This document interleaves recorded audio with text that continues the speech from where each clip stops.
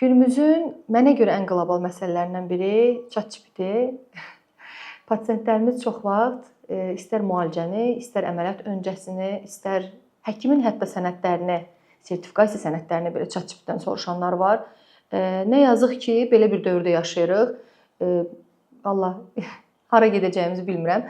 Bəzən pasientlər öz başlarına ChatGPT-dən özlərinə dərman təyin edirlər. Çox yanlış bir şeydir. Heç kimə məsləhət görmürəm. Həkiminiz sizə cavab verirsə ki, biz bunu edirik, hər pasientə vaxtında geri dönüşlər edirik, kontrollara çağırırıq. Yəni biz durarkən ChatGPT-yə məncə müraciət etməyiniz tam yanlış bir şeydir. Ən sonunda bir dənə qeyd edeyim ki, bəzən pasientlər sənədlərimizi, ixtisasımızı, sertifikasiyamızı, bəzən akkreditasiya balını belə ChatGPT-dən soruşurlar.